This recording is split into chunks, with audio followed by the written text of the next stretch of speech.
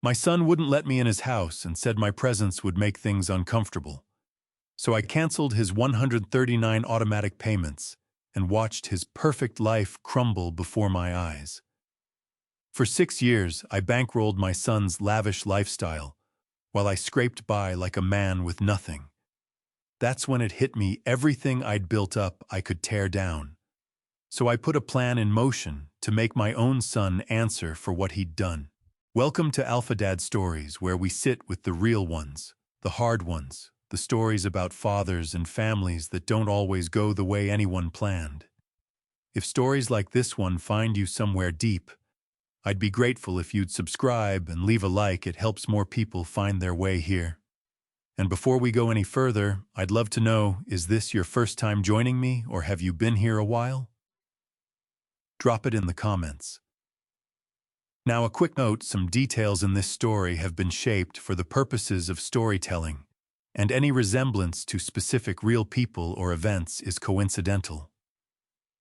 What matters is the truth underneath. Though the questions remain relevant, the smell of fried onions and melted whiz filled my Civic as I headed toward Ruxton. 2 pit beef sandwiches from Chaps sitting in the passenger seat. Derek used to beg for these when he was 10 with extra horseradish, the way we'd eat them in the car, because we couldn't afford to sit down inside. That was before Amber, before the main line, before I became the ATM nobody wanted to see.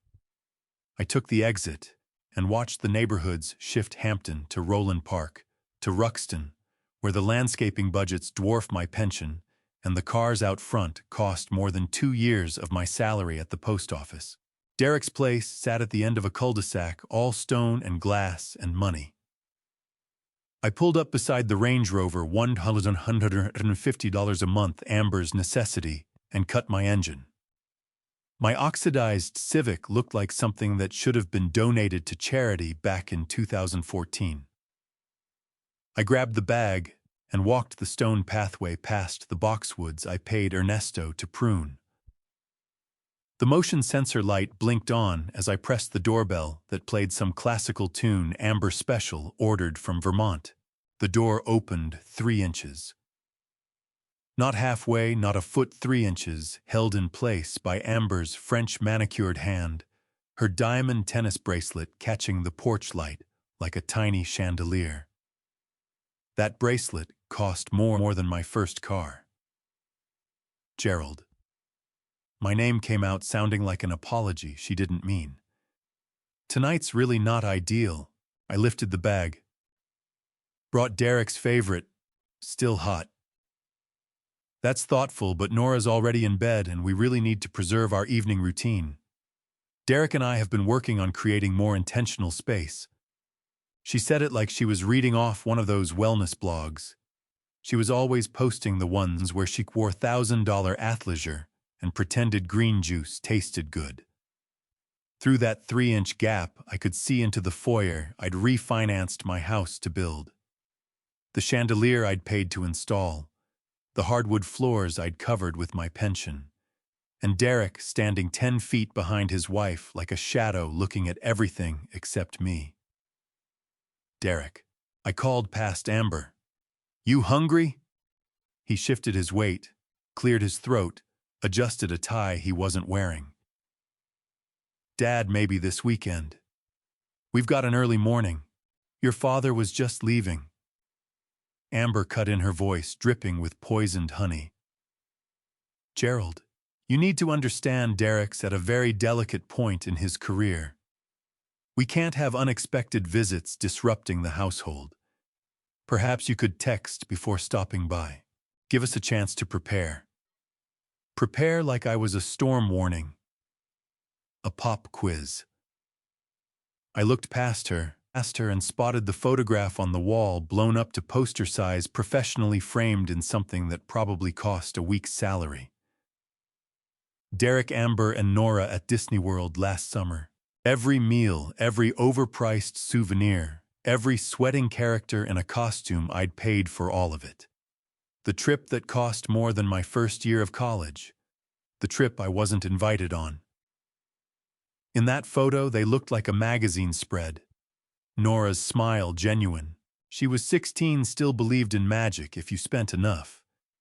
Amber looked like she'd been born wearing mouse ears and designer sunglasses. And Derek looked proud, successful, like a man who'd built his own kingdom rather than mortgaged his father's life for the down payment. I wasn't in it. Not anywhere in their polished narrative. Just the ghost in the background. The signature on the credit card receipt.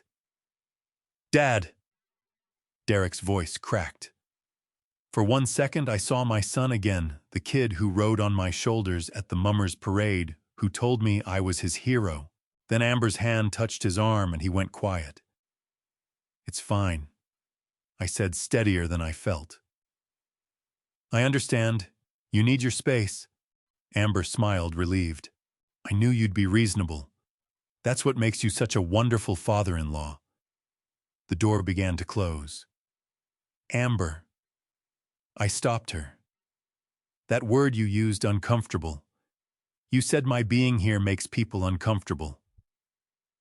"Well, I meant—" "I know what you meant." I adjusted my grip on the bag nobody wanted.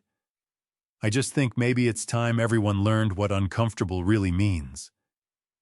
I didn't wait for her response, just turned and walked back to my car. The motion sensor light clicked off behind me like someone cutting the stage lights after the show's over.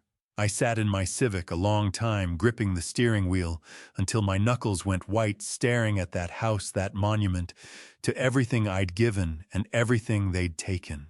The pit beef sandwiches were going cold beside me, grease bleeding through the paper. The smell that had seemed so good 30 minutes ago was turning my stomach now.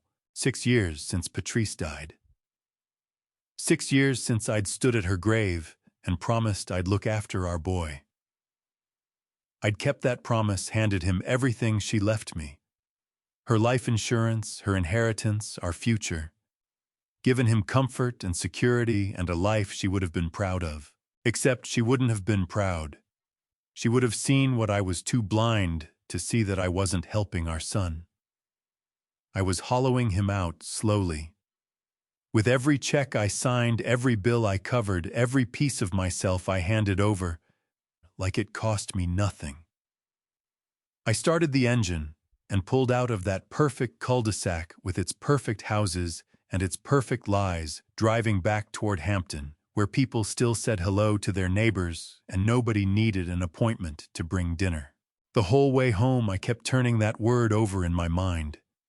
Uncomfortable. They were about to learn what it meant. They were about to learn what it cost. And for the first time in 6 years, I felt something shift deep in my chest. Not anger, not even hurt, just clarity. Cold, sharp, and absolutely certain. I woke at 5:30, same as I had for 35 years. Body clock drilled by decades of pre-dawn mail routes. But that morning felt different, heavier, like the walls already knew something had changed. I sat at the kitchen table with my coffee, black, no sugar, in the same cracked cup Patrice bought me in 1988. The Formica tabletop had a burn mark from the previous owner and a water ring we never quite scrubbed away. This was the table where Patrice sat during those last months, too weak to climb the stairs, where Derek spread out his 5th-grade math homework eraser shavings everywhere. That table had absorbed birthdays, arguments, grief so thick you could taste it. It was about to witness one more thing. I opened the drawer that always stuck and pulled out the folder, plain manila labeled Family Expenses, in black Sharpie. I'd started it 6 years ago, when Derek first asked for help with his down payment. Just temporarily, just until he got established. Temporarily had stretched into 72 months. I fanned the bank statements across the table, grabbed my yellow legal pad, and started writing by hand the way I'd learned to track registered mail. When you write something down, you can't pretend you didn't see it. Ruxton mortgage $5,200 per month. The house with the 3-inch gap in the doorway that said you don't belong here. Range Rover lease $150 per month. Porsche Cayenne lease $950 per month. 2 cars, both in my name because Derek's credit couldn't carry them. Gilman School tuition for $200 per month. $50,000 a year so Nora could be around the right kind of people. Hampton High had been good enough for Derek. Baltimore Country Club $200 per month. Derek didn't even like golf, but Amber said it was essential for networking. I kept writing. Insurance policies, property taxes, HOA fees for a gated community with actual guards, a house cleaner 3 times a week, landscaping pool, maintenance, streaming services, meal kits, wine clubs, personal trainers, Botox appointments. I was paying for my daughter-in-law's Botox. I added it up, checked it twice, then a third time because my brain kept rejecting the number. 139 recurring automatic payments. $19,200 per month. $382,400 over 6 years. I wrote it on the folder in digits so large they filled half the page, then sat back and stared, trying to make my mind accept what my eyes were reading. Where had it come from? I pulled out the second folder. Patrice's legacy, her handwriting from when she'd still been strong enough to hold a pen. Life insurance, $800,000. Patrice's death benefit. She'd worked herself half to death, so I'd have it. TSP withdrawal, $250,000. My retirement savings earned hauling mail through ice storms and heat waves. Home equity loan, $180,000. This house paid off across 30 years, now mortgaged again. Personal savings, $100,000. Every penny tucked away in coffee cans and the envelope inside Patrice's recipe box. Inheritance, $520, $400 from Patrice's father, who'd put in 40 years at Bethlehem Steel Sparrows Point and never once bought a new car. I had taken everything Patrice left me, every dream of finally traveling, every cushion against disaster, every promise that old age wouldn't mean poverty, and fed it into Derek's life like quarters into a slot machine that never paid out. The refrigerator kicked on with a wheeze. 22 years old. The light had been burned out for 3 years. Seal so worn I could feel cold air on my ankles. But it still worked. That's what you did when you came up the way I did. You used things until they gave out. I looked down at my feet. Work socks from a Walmart six-pack. I darned the heels twice over because throwing out socks with holes felt like waste when you could squeeze another year from them. My hands were trembling. Not from the cold, from a rage so clean it felt like something physical lodged in my chest. Something with mass and edges sharp enough to draw blood. I closed the folder. Nothing but paper against paper. Just manila cardboard settling onto wood veneer. But in the silence of my kitchen in the house where I'd raised my son, where I'd loved my wife, that small sound felt like a verdict. Like a door swinging shut, like a gavel falling. I got to my feet, dumped the cold coffee down the drain, and pulled on my coat. M&T Bank opened at 9 Nozero on Saturdays. I had 3 hours to shower, shave, and rehearse what I was going to say to Alan Grady when I asked him to cancel every last automatic payment tied to my name, all 172 of them. The clarity I'd found the night before hadn't dimmed. It had set into something harder, something that couldn't be reasoned with or guilted into retreat. My son needed to learn what I'd had to learn at his age. That money isn't love, and love isn't money. And sometimes the most merciful thing you can do for a drowning man is stop throwing him anchors dressed up as life preservers. I left the folder on the table. Didn't hide it. Let it lie there in the morning light, numbers, visible, truth, undeniable. By 8:30 I'd made my peace with what was ahead. The storm, the anger, the accusations, all of it. Because for the first time in 6 years I wasn't asking what Patrice would have wanted. I was asking what I needed. What I needed was to stop being the reason they never learned to swim. What I needed was to stop going under with them.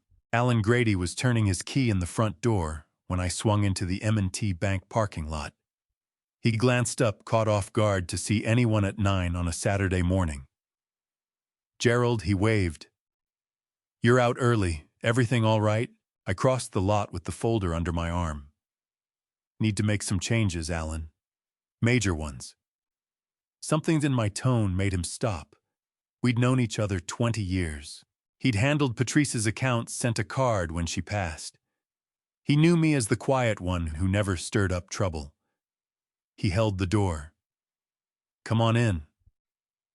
The bank smelled of carpet cleaner and scorched coffee. Saturday skeleton crew, just Alan, and maybe one teller in the back. He led me to his office, and I settled into the chair, setting the folder on his desk. "Alan, I need you to cancel every automatic payment running through my accounts. All of them. Today." He pulled up my account and began clicking through screens. His expression moved from puzzlement to unease to outright shock. "Gerald."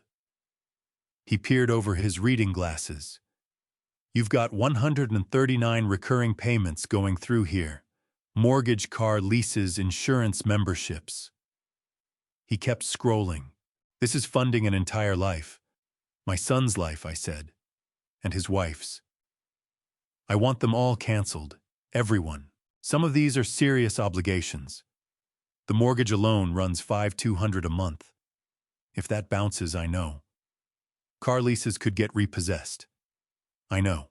The school tuition, they don't play games with that. Alan." I held his gaze. "I know exactly what I'm doing, and I need you to help me do it." He studied me a long moment, then reached for a form and began writing. "All right. This is going to take a while. Each cancellation has to be processed individually. I've got time." For 6 years, I'd given all my time to people who wouldn't even let me through their front door. Alan worked down the list. Mortgage, car leases, school tuition, Baltimore Country Club, home services, insurance policies, subscriptions. Every time he read one out loud, something in my chest came a little looser. After what felt like a solid hour, he looked up. "All 139 automatic payments canceled. But Gerald Derrick is listed as your power of attorney. With that authority, he could potentially reverse what we've done here." I'd worked through that during my 3 hours of planning. "Revoke it. You sure POA is serious? It means you trusted him with financial and medical decisions if you were ever unable to make them yourself." "I trusted him with a great deal, Alan. Time I started trusting myself instead." He processed the revocation, walked me through signing in. 3 places, had his assistant notarize it. Done. "Derek no longer holds power of attorney. Life insurance policy? I need to change the beneficiary." He pulled it up. "Derek's primary, Nora's secondary. You want to swap them?" "No. Nora as the sole beneficiary. Remove Derek entirely." Alan's hand paused above the keyboard. "Gerald, that's your son. I know who he is." My voice came out harder than I'd intended. "And I know what he's become. My granddaughter deserves to know that someone in this family kept their word. She deserves to understand that love isn't measured in dollar signs." Alan made the changes. Done. Nora Pruitt, sole beneficiary. One more thing. The joint account, the one Amber has access to, the one ending in 4121. Close it. Move whatever's left over to my primary checking today. He pulled up the balance. Around 1-800, you want it closed entirely. That means Amber won't have access to funds through this bank. That's the idea. He processed it, printed out confirmations, and slid them across the desk. I looked at the pages. Revocation of power of attorney, life insurance, change account, closure, cancellation, confirmations for 139 payments, just paper, just ink, and signatures. But it felt like cutting through chains. Alan leaned forward. "Gerald, I have to ask. Are you certain this is the nuclear option?" Everything you've done here today is going to have immediate, catastrophic consequences. Mortgage defaults, repossessions, credit destruction. They're going to collapse. Maybe they need to. They're going to be furious. Let them. Gerald, his voice dropped. I've known you a long time. This doesn't seem like you. No, it's not. The old me would have kept signing checks until I died broke and alone. The old me thought money and love were the same thing. I rose, gathered my papers. But I'm through with that. He walked me to the door. For whatever it's worth, whatever brought you to this point, I hope it works out. I hope they learn what they need to learn. So do I. I stepped out into October sunshine. A perfect fall day. Cool air, blue sky, leaves just starting to turn. Girard Avenue was waking up, corner stores, opening, neighbors out on their stoops. Someone's radio drifting out Motown. I walked half a block to the coffee shop that had been there 40 years, the kind that still charged you a fair price. Morning, Gerald. Dolores called. The usual, and then a blueberry muffin, the oversized kind. She raised an eyebrow. I never ordered food but wrapped it up. $4.50. I handed her a $5. Keep the change. I settled on the bench out front with my coffee and muffin and took a bite. Sweet, soft, probably more sugar than I'd had in a month. It was perfect. For 6 years, I denied myself everything. Every small comfort, every needless indulgence. I'd banked it all for Derek, for Amber, for a life I wasn't allowed to be part of. This muffin cost less than Amber's monthly meditation app subscription. But it tasted like freedom, like that first lungful of air after being held underwater too long, like reclaiming something that had always been mine. I finished the coffee, tossed the cup, and headed back to the car. The folder sat on the passenger seat. Proof of everything I'd just done, everything I'd just undone. My phone was quiet. They didn't know yet. Probably wouldn't until Monday when the first payment bounced.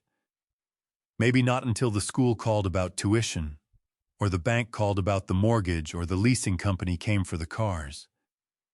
But they'd find out soon enough. And when they did, when the calls started, and the accusations came pouring in, and reality came crashing down, I'd be right here in Hampton in the house I'd nearly lost, keeping them comfortable, drinking my $4 coffee, and remembering what it felt like to choose myself for once. For the first time in 6 years, I wasn't asking what Patrice would have wanted. I was asking what I deserved, and what I deserved was to stop setting myself on fire to keep other people warm. I sank into the armchair, the one Patrice and I picked up at a yard sale in 1986, reupholstered twice with a book I'd been meaning to read for 3 years. I'd never cracked the spine. Too busy tracking payments, managing transfers, making sure Derek's world kept turning, while mine held perfectly still. But today, I had time. The house was quiet. Not the hollow quiet that had settled in since Patrice died, but the quiet of a storm that had finally moved on. Of being able to hear yourself think again. I was 40 pages in when my phone buzzed. 6:45 p.m. Amber, Dad. Our streaming service isn't working, says payment declined. Can you check? I read it, set the phone face down, went back to my book. My phone buzzed again. 7:15 p.m. Derek electric bill overdue. They're cutting power in 48 hours. Can you handle this tonight? I read the message. Felt nothing where the guilt used to be. Set the phone down. By 8:00 my phone was going off every 15 minutes. 8:00 p.m. Amber Range Rover payment declined. Lease in default. 8:17 p.m. Derek, Dad, something's wrong. Multiple payments bouncing. Call me. 8:45 p.m. Amber Golf Club suspended for non-payment. What is happening? 9:30 p.m. Derek, Dad, call me now. Something is very wrong. I got up, went to the kitchen, made myself dinner. Scrambled eggs, toast the good honey I'd been saving. $9 a jar I used to think was too indulgent for just me. It tasted better than anything I'd had in months. The phone kept buzzing in the other room, muffled steady as a fly batting against glass. I washed my dishes, dried them, put them away, and went back to my book. I drifted off in my chair around 11:00. Sunday morning, I woke to 14 missed calls. I made coffee, scrambled eggs, scrolled through the log. Derek, Amber, Derek, Derek, Amber, Derek, again. One voicemail. I almost skipped it, but curiosity has a pull all its own. Dad. Derek's voice was unsteady, not angry yet, just frightened. Dad. I don't know what's going on, but every payment, everything you've been handling, it's all been declined. The mortgage, the cars, Nora's school, everything. I can't. His voice broke. Please call me back. We need to fix this. Just please fix it. Like it was a glitch, an oversight, some error that one phone call could undo, one check from a father who never learned to say no. I deleted the voicemail. Then I went outside. The roses had gotten out of hand. Patrice planted them the year before she got sick. 6 bushes along the fence, pink and yellow and red. I'd kept them alive but hadn't done a proper pruning in 2 years. Too busy, too worn down. I grabbed the shears from the shed. Pruning roses is straightforward but unsparing. You cut away everything dead or diseased, everything drawing resources away from the living parts. It looks harsh, all those branches dropping to the ground, but it isn't. It's mercy. You prune so the plant has a chance. I started on the pink bush, Patrice's favorite. Took out the dead wood, the branches crossing each other, the growth heading nowhere. The thorns bit into my hands and drew blood. With each cut, I thought about Derek, the boy who used to work beside me in this garden, grumbling about thorns, but doing it anyway. The man who'd lost track of where he came from, who'd built his whole life on my shoulders and called it ambition. I wasn't angry. That was the strange thing. I was simply finished. Done being the root system that fed someone else's flowers. Done pouring everything into ground that gave nothing back. Done pretending that money and love were the same currency. I finished the pink roses, moved on to the yellow, then the red. When it was over, the bushes looked bare, almost wounded, but they'd come back stronger. That's what happens once you cut away what's killing them. My phone was ringing inside. I could hear it through the window. I bundled the dead branches, tied them with twine, and set them by the curb for pickup. The phone kept ringing. I went in, ran my hands under water. The thorn cuts stinging, and made a sandwich. 6:15 p.m. Derek, Dad, where are you? 6:47 p.m. Amber, this is ridiculous. We need to talk now. 7:30 p.m. Derek, Nora's school called. Her tuition payment bounced. She's going to be humiliated. Is that what you want? I didn't answer. Didn't pick up the phone to read them fully. I just knew they were there. Knew they were unraveling. Knew that somewhere in Ruxton, in the house I'd paid for my son, was getting his first real taste of what it feels like when the floor drops out from under you. By 9:00, the phone had rung 17 times. I switched it off. Upstairs, I turned back the quilt.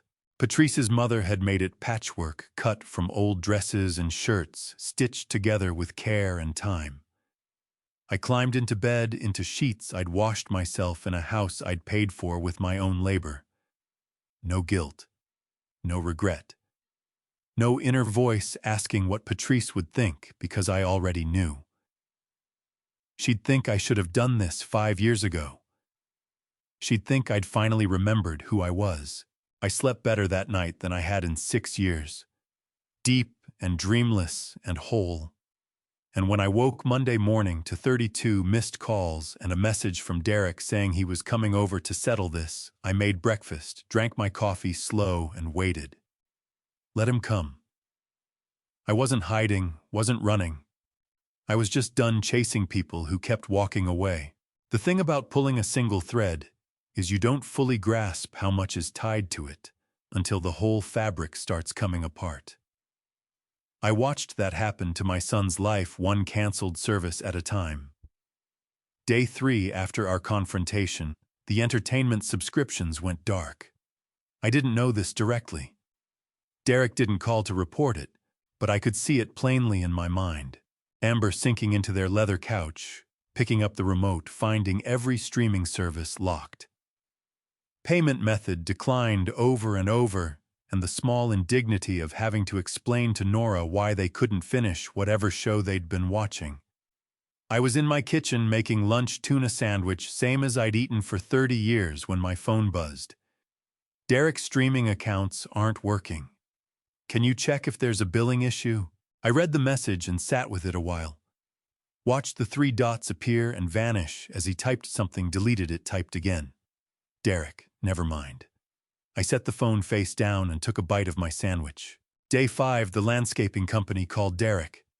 I know because Mrs. Dupree told me she'd watched the lawn crew load up their equipment and drive off after 10 minutes. Haven't seen that in Ruxton before, she said, shaking her head. Those folks always paid on time. Not anymore. My phone buzzed again that evening. Amber, the yard service says we owe $1,200 and they won't return until it's paid. Can you please call them? There's been some mistake. No mistake. Just consequences. I deleted the message. Day 7. The bank notification arrived. Not to me, I'd removed myself from everything, but Derek forwarded it, a screenshot of the email. First payment attempt for vehicle lease returned due to insufficient funds. Second attempt will be made in 48 hours. Failure to satisfy payment may result in repossession. That one came with a message attached. Derek, Dad, please. I'm trying to deal with this, but I need more time. Can you just cover the car payment this month? I'll sort out the rest. Just this month. Just this once, just the word that had governed my life for 6 years. I stared at that message. Pictured the Range Rover being towed out of the Ruxton driveway. Pictured the neighbors watching. Pictured Nora asking why. My finger hung over the keyboard. Then I deleted it. But the messages didn't stop. They shifted, evolved, grew more desperate and more granular. Amber, can you send $500? We need groceries. My card got declined at Whole Foods. Derek, electric bill is $380. Can you transfer it? Just this once. I'll pay you back. Amber, Nora needs new gym shoes. $120, please. They'd figured out my bank wouldn't honor automatic payments anymore, so they were trying direct requests, testing the line, hunting for soft spots. Every message landed like something small and sharp. $500 for groceries. I was eating on $40 a week. $380 for electric. Mine ran $95, $120 for gym shoes. I'd had the same work boots for 5 years. Delete, delete, delete. My thumb knew the rhythm. My heart knew something else entirely. Because this is the part nobody warns you about when it comes to holding a boundary. They don't tell you it feels like slowly extinguishing something you love. They don't tell you that every notification makes you wonder whether you're a father teaching hard lessons or a man watching his son go under. I sat at my kitchen table, that old Formica surface, witness to everything, and read back through the deleted messages folder. 23 messages in 4 days. Requests ranging from $50 to $2,000. Each one a little more desperate. Each one a little more precise about where it would hurt. Nora's tuition is due. They're going to shut off our water. Amber's mother called asking why we haven't repaid the money she lent us. That last one stopped me cold. They'd been borrowing from Amber's parents, too. How far did this go? How many people had they been leaning on? My phone rang. Not a text. An actual call. Derek's name lit up the screen. I let it ring. Then ring again. On the third call, I nearly picked up. Nearly. Because that's what fathers do, isn't it? They answer when their sons call. But then Friday night came back to me. The door opening at 3. Amber's face. Derek standing behind her like a ghost. I let it ring. The voicemail notification came through. I didn't listen. I already knew what it would say, some version of please wrapped inside, some version of this time will be different. It wouldn't be different. Not unless something at the core of them changed. Not unless they learned what I'd had to learn too late. That you can't build your life on another person's back. That you can't love someone while bleeding them dry. That money isn't the same as family. And family isn't the same as an ATM that never says no. By day 7, my phone had turned into a battlefield. Every notification was another skirmish I had to win. Delete, block, ignore. The discipline of it wore me out. But what wore me out more was the guilt. Because every time I deleted a message, I saw Derek's face the moment he realized I wasn't coming. Every time I let a call go unanswered, I imagined him telling Amber he's really not going to help. Every time my phone went dark after I blocked a request, I pictured Nora asking, "Why won't Grandpa answer? Was I punishing them, or was I freeing them? Was I teaching them to carry their own weight? Or was I teaching them that love has a ceiling and they'd hit it?" I didn't know. Still don't. All I knew was that if I started responding now, if I sent even one transfer, covered even one bill, it would all have been for nothing. The confrontation, the bank, the canceled payments, the guilt lodged in my chest like a stone. I'd be right back at the beginning. A wallet with a pulse, a checkbook that existed only to apologize. So I sat at my table as day 7 bled into night, watching my phone glow with messages growing more frantic by the hour. And I did the hardest thing I'd ever done. Nothing. I did nothing. And I had to tell myself, had to believe it like a prayer, that this nothing was something. That this silence was teaching them what my words never had. That this emptiness was clearing room for them to discover who they were when nobody was carrying them. I had to hold on to that. Because if I didn't, if this was just cruelty dressed up as love, then I had shattered my relationship with my son for nothing at all. The phone buzzed one last time. "Derek, I know you're seeing these. I know you're ignoring them on purpose. Fine, we'll work it out ourselves. But when this is over, don't expect me to forget what you did." I read it twice. Then I switched the phone off, walked upstairs, lay down under Patrice's mother's quilt, and stared at the ceiling, trying to remember whether there was ever a right way to watch your child fall. Trying to trust that sometimes the most loving thing you can do is step aside and let gravity teach the lessons you couldn't. Trying to have faith that at the bottom of that fall there might be solid ground. Not certainty, just faith. It would have to be enough. Sunday morning, Ray Dunbar slid into the pew beside me 5 minutes before the service started. After the final blessing, he touched my elbow. Coffee, not a question, an intervention. We walked to the diner that had been there since the 60s. Ray waited until we were settled, coffee poured, before he looked at me with those steady eyes. "You look like hell, Gerald." I wrapped both hands around my mug. I keep asking myself if I'm doing the right thing. Watching them struggle, knowing I could fix it with one phone call. Knowing Nora's caught in the middle of all this. But you're not fixing it. No. Good. Ray stirred sugar into his coffee. Gerald, you're not hurting him. You're waking him up. Sometimes love means letting go so they can find their footing on their own. That's not cruelty, that's faith. Faith that he won't hate me. Faith that the boy you raised is still somewhere in there, underneath all that entitlement and fear. Ray took a sip. And if he hates you for a while, that's the price. But you're not abandoning him. You're holding up a mirror and making him look at it. I sat with that. The diner hummed around us, dishes clattering, conversations running together. What if I'm wrong? Then you're wrong. But at least you'll be wrong while still respecting yourself, instead of bleeding yourself dry. I needed to hear that because week 2 was about to get considerably worse. Day 9.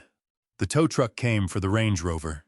Mrs. Dupree's sister watched it happen right there in the driveway, middle of the day. The whole neighborhood seeing it, that public reckoning, the dawning understanding that the Pruitts weren't quite what they'd projected. Day 11, the household staff cleared out.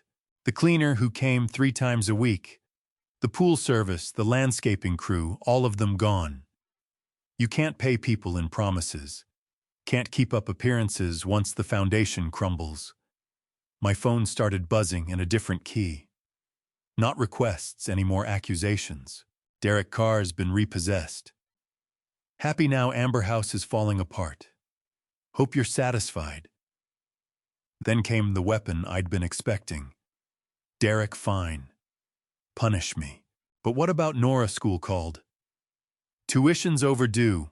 $2,200. They're expelling her if we don't pay by Friday. I don't have it, Dad. So what's it gonna be? You going to let your granddaughter get thrown out just to prove a point? I stared at that message a long time. $25, $200. It was sitting in my account right now. I could move it in 5 minutes. Could spare Nora the embarrassment, the disruption, the hurt. My finger hung over the keyboard. Then my phone rang. Unknown number. Mr. Carter. A woman's voice. Professional.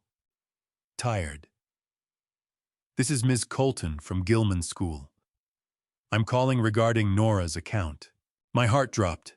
Yes, we carry a significant outstanding balance, $25, $200.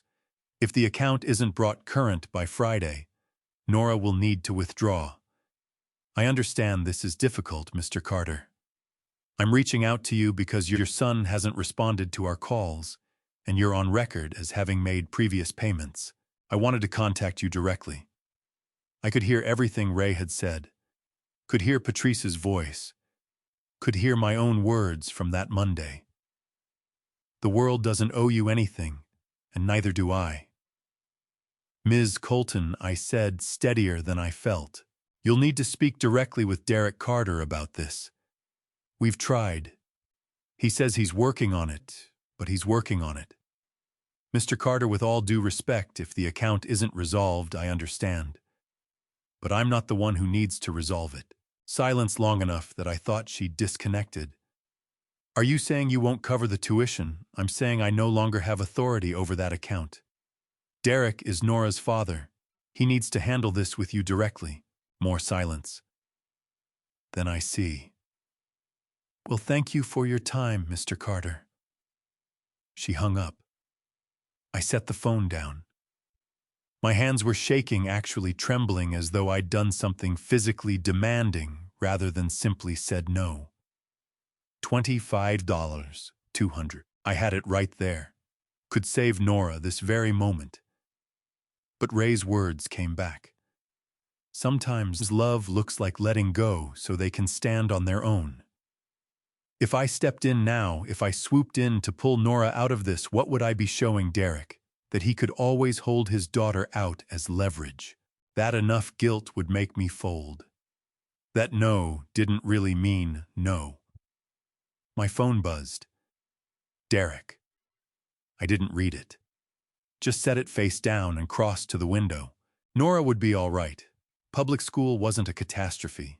Thousands of kids did well there. I had. Derek had. She would too. And maybe losing Gilman would be the thing that finally got through to Derek that his daughter didn't need a $50,000 education. She needed a father who knew how to stand on his own 2 feet. My hands were still shaking, but beneath the trembling, beneath all the guilt and doubt and fear, there was something solid, something that felt like integrity, like self-respect. Like finally, after 6 years of being a wallet instead of a father, I was remembering what it truly meant to love someone enough to let them fall. Even when it hurt. Especially when it hurt. Alan Grady's voice on the phone wasn't the calm, measured tone I was accustomed to. It was tight, urgent. "Gerald, can you come into the bank right now? I found something very wrong." 20 minutes later, I was sitting across from Alan in his glass-walled office, the same one where I'd canceled everything 3 weeks earlier. But Alan's expression was different this time. Not concerned. Angry. "I've been going back through your old accounts," he said, "making sure we caught everything when we revoked Derek's power of attorney. And I found withdrawals I don't believe you authorized." He turned his monitor toward me. A spreadsheet, row after row of transactions flagged in yellow. Cash withdrawals, Alan said, drawn against the POA authority over the past 2 years. My stomach dropped. How much? Alan paused. Then $75,000. The number hung in the air between us. I couldn't find a breath around it. "Show me." He clicked through the statements. March of last year, $5,000. Cash withdrawal authorized by Derek Carter, power of attorney. June, $10,000. September, $8,000. And on and on. Sometimes $3,000. Sometimes $7,000. Never the same figure, never the same gap between them. Small enough to get lost in the noise of all the other payments. Large enough to mount up. These were all on top of the automatic payments you were already making, Alan said quietly. These were separate. Additional. I stared at the screen and did the arithmetic. $19, $200 a month I'd been knowingly handing over, plus another $3,000 or so a month I'd never known about. Over 2 years, $75,000 taken while I slept. Gerald. Alan's voice was quiet but firm. This is elder financial abuse. This is criminal. We can go to the authorities right now if that's what you want. One call, I have a contact in the financial crimes unit. Cases like this, Alan said again. Those words landed strangely. POA abuse. More common than people realize. Grown children handed access, parents too willing to look the other way. Alan slid a business card across the desk toward me. Detective Karen Vasquez, Financial Crimes Unit. Gerald, you don't need to decide anything today. But you need to understand, this isn't just exploitation. This is theft. Criminal theft. I picked the card up. Such a slight little thing. One call, one conversation. My son in handcuffs. I had to ask the money, do you know where it went? Alan shook his head. Cash withdrawals don't leave much of a trail. He could have moved it to another account, spent it, wagered it. No way to say. But sitting there, something clarified inside me. I already knew. Derek's investment opportunities, the ones he'd floated over the years. The ones that always seemed to dissolve before anything came of them. The tech venture that cratered. The property deal that fell apart. All those calls, just a bit more. Dad, I'm nearly there. And Amber, the jewelry I'd noticed at that last dinner, pieces that materialized without explanation. The designer bags. The spa weekends she broadcast on social media. They hadn't been scraping by on the monthly transfers. They'd been running a side operation, siphoning extra, fabricating stories, covering tracks. And I'd handed them that access never demanded an accounting, because Derek was my son, and I was his father. I thanked Alan and got up. What are you going to do? He nodded at the card. One call. I told him I needed time. I didn't drive home. I wound through. Hampton crossed the river, pushed out toward the main line. Not to Ruxton, not to Catonsville, but to the squat rental complex where Mrs. Dupree's sister had mentioned Derek and Amber landed after losing the house. Building C Unit 2B. A universe away from the motion sensor floodlights and the boxwood somebody else trimmed. I sat in the lot staring up at the second floor left side. A lamp burned behind the curtain. The detective's card was still between my fingers. I turned it over. Front to back. Back to front. One call. My son hadn't simply leaned too hard on a willing father. He had made a deliberate choice, planned it, and drained $75,000 from accounts I'd handed him because I believed in him. I took out my phone. Started dialing. Stopped. Started again. Stopped. If Patrice were here, but she wasn't. She was in a grave at New Cathedral Cemetery, under a stone that read, "Beloved wife and mother." The life insurance payout meant to carry me through gone. The inheritance her father left money that man earned across 40 years at Bethlehem Steel Sparrows Point, gone. Every dollar we'd set aside together, coin by coin, check by check, gone. Not spent on Derek's survival. Poured into his lies. He stole from us. I whispered to the windshield to the dark, to wherever Patrice was. Our son is a thief. Not just a son who never grew up. Not just a man who couldn't stand on his own. A thief. Someone who studied his father's blind spot and walked straight through it. Who used a legal document to drain accounts. Who invented stories about where the money went. Who ran a blade across my back while I trusted him completely. The rage found me then hot and clean and total. My hands trembled on the wheel. I wanted to dial Detective Vasquez that minute. Wanted to be in this lot when the squad car arrived. Wanted to see Derek's face at that moment. Wanted him to discover what consequences felt like beyond the cushioned world I'd constructed. I sat there 20 minutes watching that lit window, running both versions of the call through my head, then thinking about what Patrice would have said. She'd have been devastated, but not shocked, because Patrice had watched this take shape long before I was willing to see it. She'd clocked Derek's entitlement the moment it began hardening, seen money become a substitute for any real effort. She'd warned me plainly. "Gerald," she'd said more than once. "You're not helping him. You're crippling him." I'd kept going anyway, because refusal felt like withholding love. Now I sat with proof that my love unchecked hadn't merely stunted my son, it had made a thief of him. The card felt weightless. Could have been a feather. Could have been an anvil. One call. That's all it would take. But charges filed tonight meant I'd never hear him say it himself. Never watch him sit with the full weight of what he'd done. Never get the moment where he actually faced me. I needed that moment. Needed to put the numbers in front of him. Needed him to understand I knew every last piece of it, every lie, every theft, every betrayal. I tucked the card into my pocket. No call, not yet. But I wasn't letting it go because mercy had limits. Love had edges.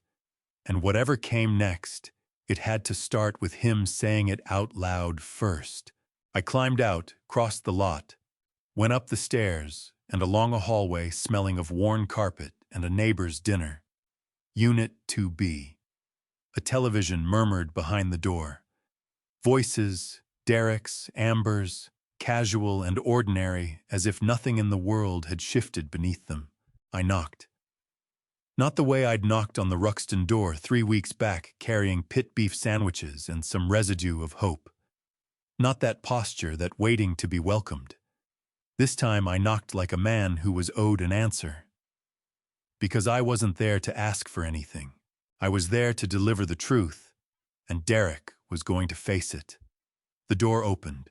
He stood in stained sweatpants, a dirty t-shirt, an unkempt beard reeking of stale beer. My son, investment banker, 6-figure salary. This was what remained. Dad. One syllable cracked open. Not surprise. Resignation. "We need to talk," I said, and walked past him. The apartment was a shoebox, a sagging couch, TV on a folding table, dishes heaped in the sink. The kind of place you end up when you've burned everything down. I pulled the bank statements from my jacket and dropped them on the coffee table. "Explain. $75,000. Where did it go?" He looked at the papers, then at me. Denial crossed his face, then fear, then collapse. His knees buckled and he went down. Not a gesture, his body simply gave out. "Dad, Nothing followed. "Where did it go?" "Gambling." Pressed against his palms, barely audible. "Online gambling. I had a problem." "A correction. Have a problem. How long?" "On 2 years. Football lines to start small amounts, then poker sites." His voice fractured. I couldn't walk away. Every loss, I was sure the next one would turn it around. It kept spiraling. I stood over my 42-year-old son on his knees on that carpet. "Sports betting," he went on. "High stakes. I was down $30,000. Kept telling myself I'd recover it, but the house always wins. So I went deeper. Used the POA to pull cash, lied about where it went. Investment opportunities, I'd say. And you never checked. You trusted me." That landed harder than the theft itself. He had mapped my trust like a weakness and used it. "There's more," I said. "You lost your job 2 weeks ago."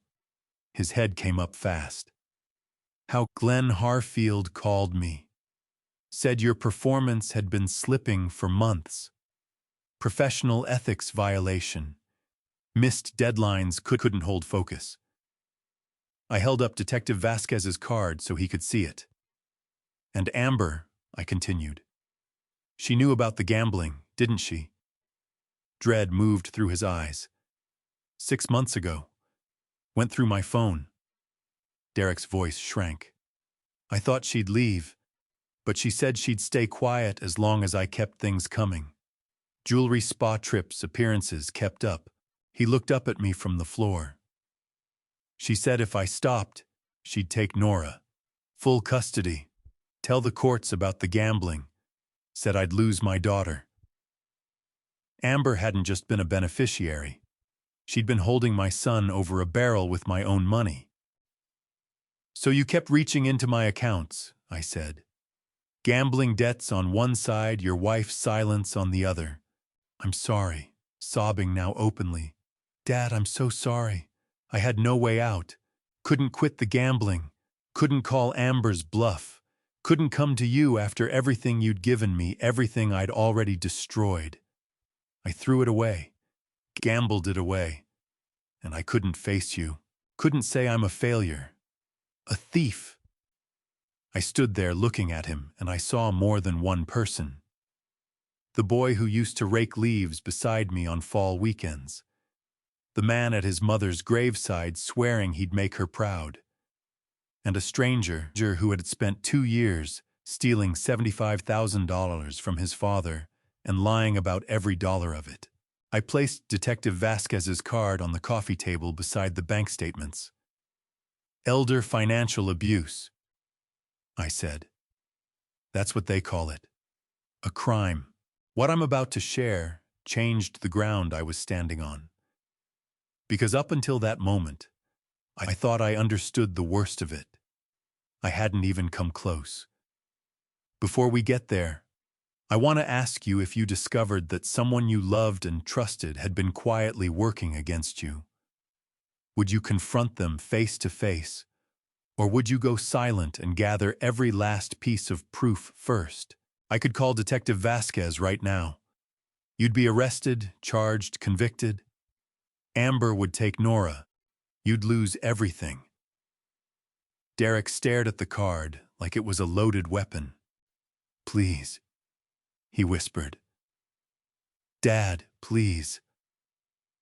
You're 42 years old, had a decent career, a beautiful daughter, and you threw it all away for cards, for the thrill of betting money you never earned. I need help.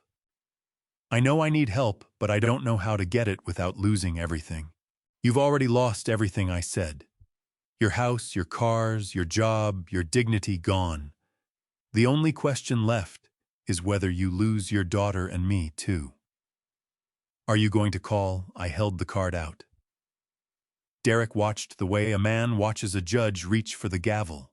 Not today, I said. Dad, not because you've earned mercy. Not because any of this is forgivable, but because picking up that phone would be the easy way out. You'd go to jail. I'd feel righteous, but you wouldn't change. You'd just be punished. And punishment doesn't cure addiction. I slipped the card into my pocket, not throwing it away, just keeping it there as an option. I'm leaving now. You have a choice in front of you. Keep lying. Keep gambling. Keep letting Amber pull your strings or get help. Real help. Gamblers Anonymous. Therapy.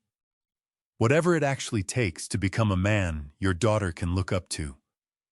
I crossed to the door and stopped. I'm not handing you another dime, I said. Not for rent, not for food, not for Nora. You want to be her father, then earn it. Figure out how to hold yourself up. Dad. His voice came apart at the seams. How do I even start? You wake up tomorrow and do the next right thing. Then the one after that. You keep doing that until right things feel more natural than wrong ones. I opened the door, and Derek, I looked back one last time. This is the last time I pulled you out. Next time you go under, you swim out on your own. Or you don't. That's not my call anymore. It's yours. I left him standing there, walked to my car, got in, turned the key. The detective's card sat in my pocket. I didn't make the call. Not because I was weak and not because I'd forgiven him. I didn't call because for the first time in 40 years, I grasped something essential about fatherhood. You cannot rescue a person from themselves. All you can do is step aside and let them decide whether they want to be saved.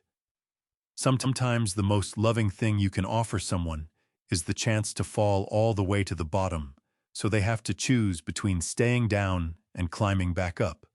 For 6 years, maybe 42 years, I'd been stretching safety nets, absorbing every landing, making sure Derek never hit the ground hard enough to feel it.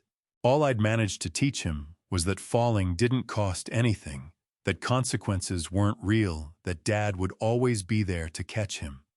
Not anymore.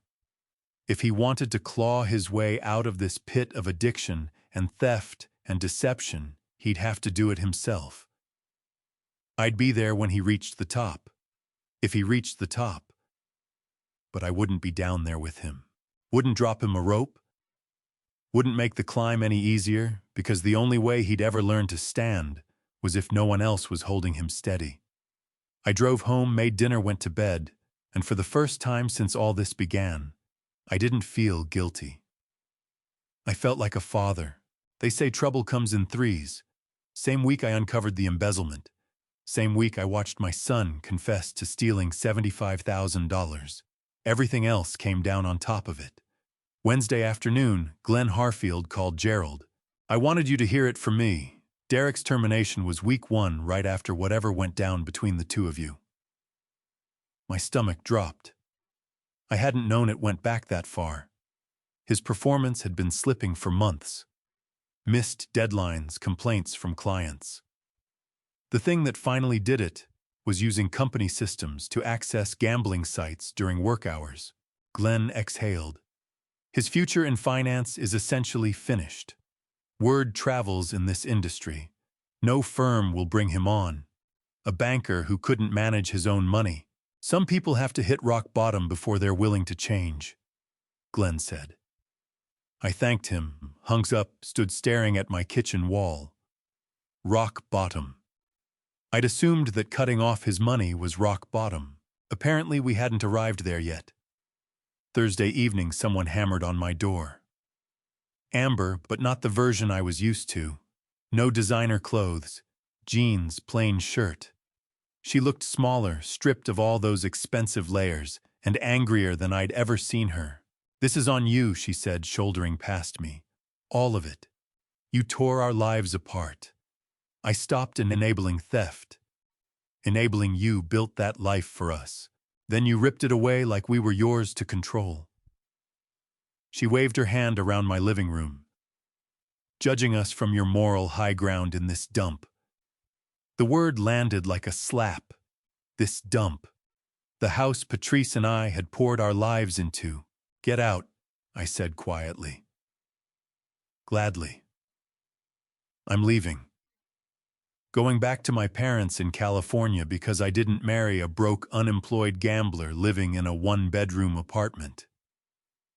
She snatched up her purse. "Nora can stay with her loser father and find out firsthand what it's like to be poor." "You're taking Nora. I'm taking myself. Nora can stay with Derek. Amber, whatever becomes of Derek, now that's on you. You broke him. So when he drinks himself into the ground, remember you're the one who decided tough love mattered more than family." She slammed the door. I stood there, her words still ringing off the walls. "You broke him." My chest went tight. That night, the pain arrived, not emotional this time, physical.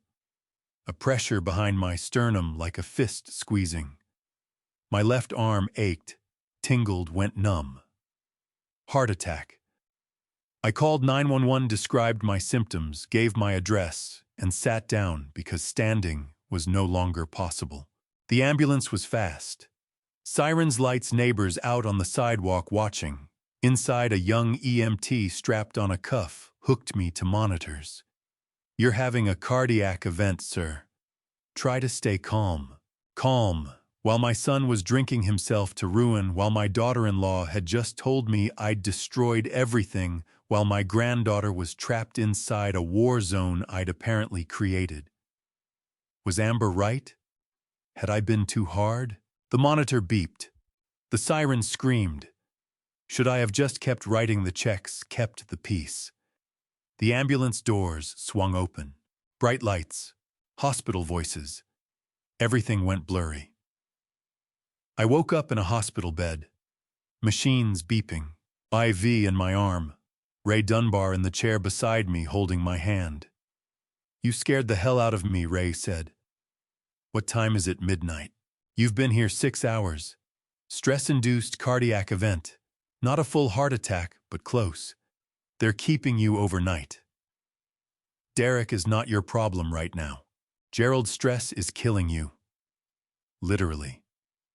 The doctor said, "If you don't get a handle on this, the next one could be the last one."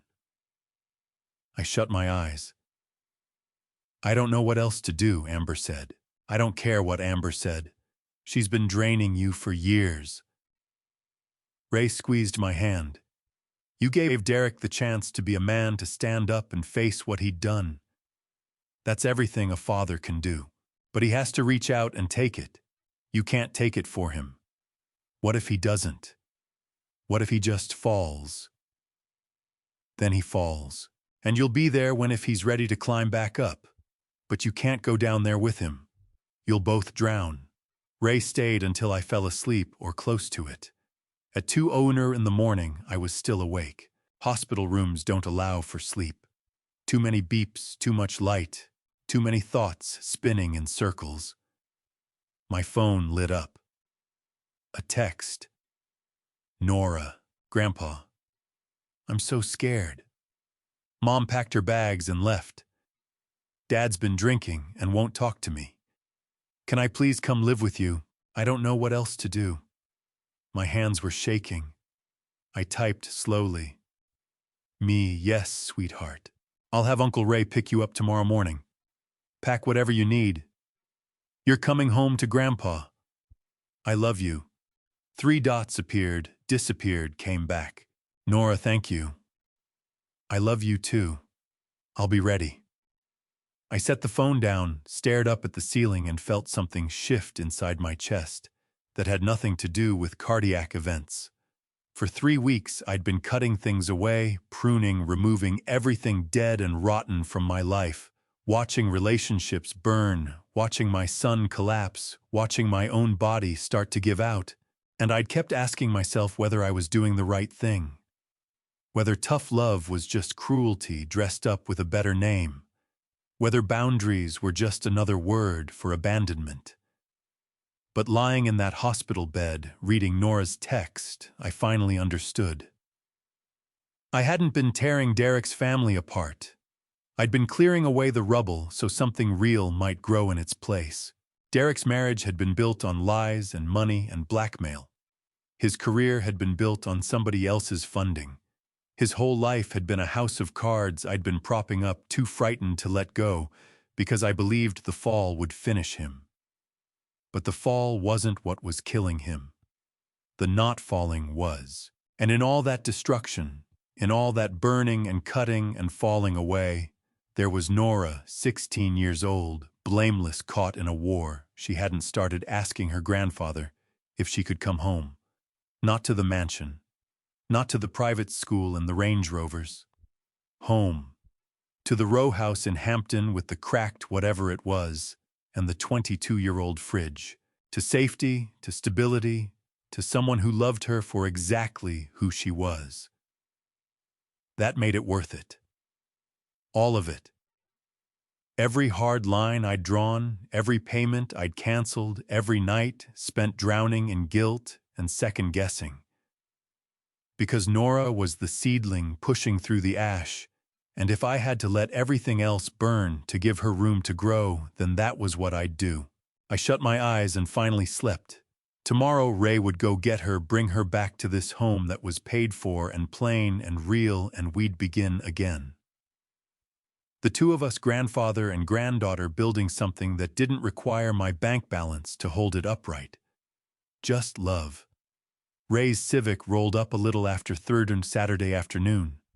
I was still moving carefully, doctor's orders, but the moment I saw Nora on my porch with 2 stuffed suitcases, my heart did something the hospital monitors would not have appreciated. She had on jeans and a Gilman school sweatshirt, hair pulled back in a ponytail. The second she spotted me, she came running straight into my arms. "Grandpa," she whispered, "I told Dad I wanted to live with you.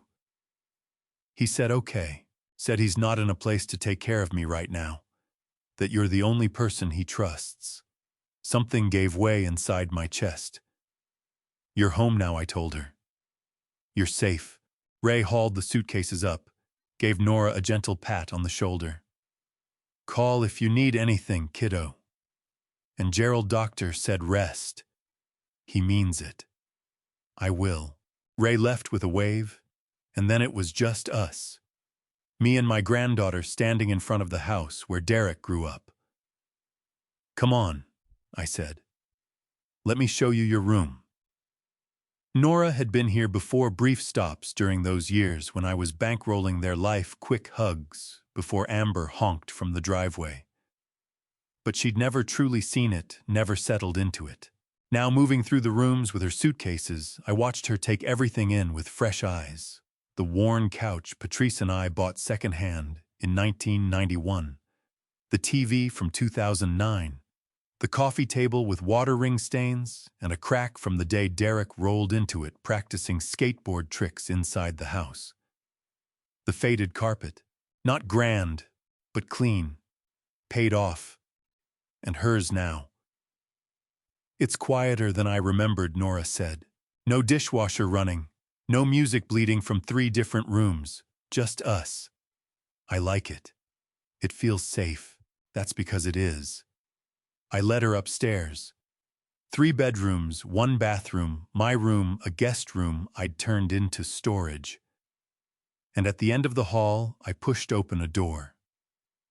Derek's room. I hadn't touched it in 24 years.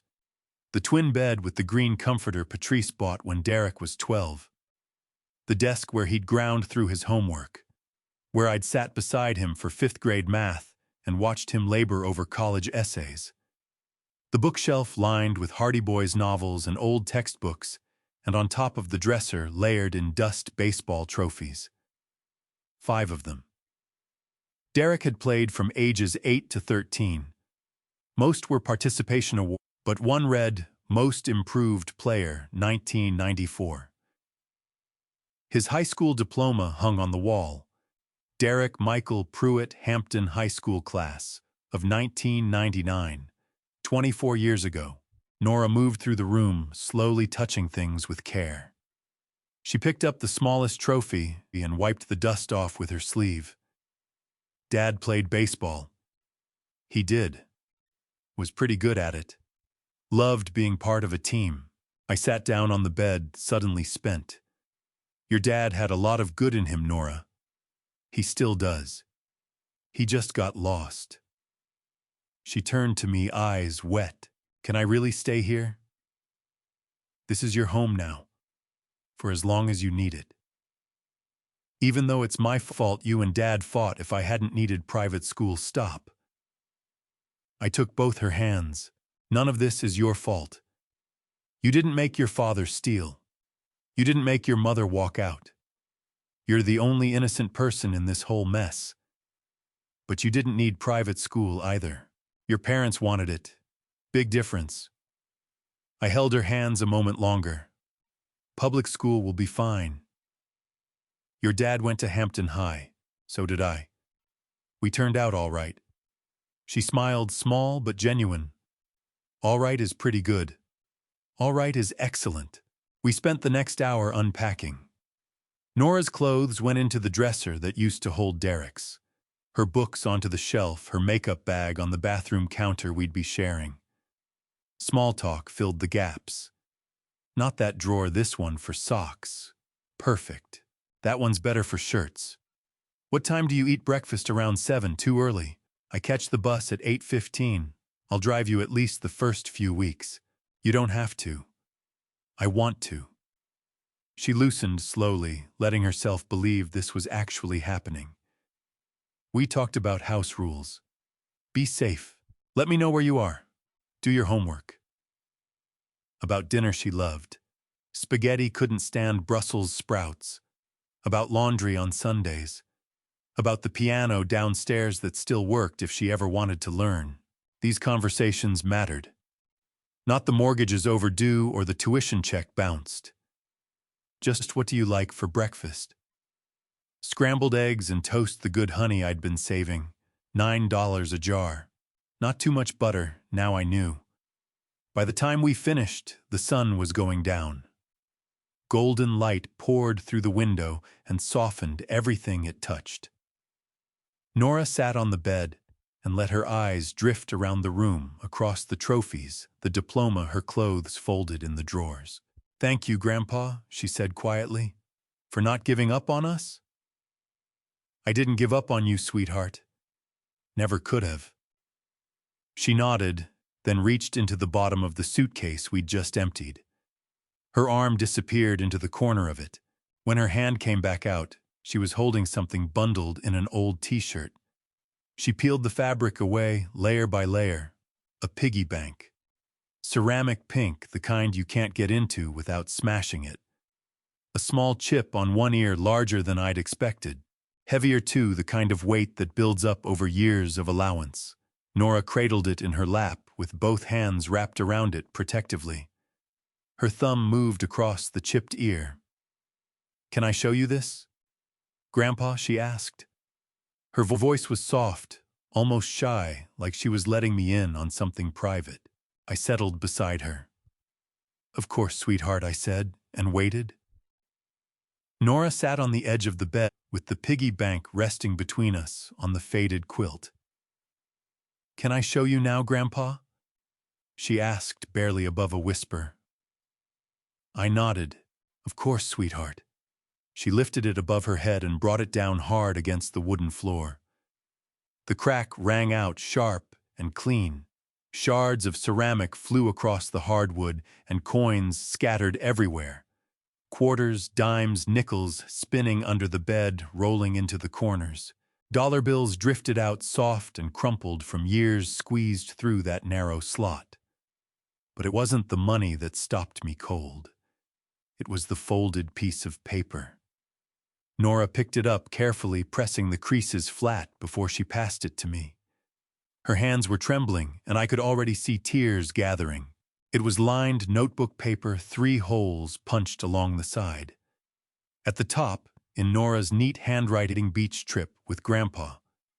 Below that, a budget. A real one. Written in blue ink, 2 clean columns. Hotel, 2 nights, $240.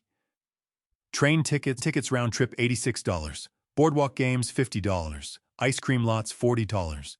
Crab dinner, $120.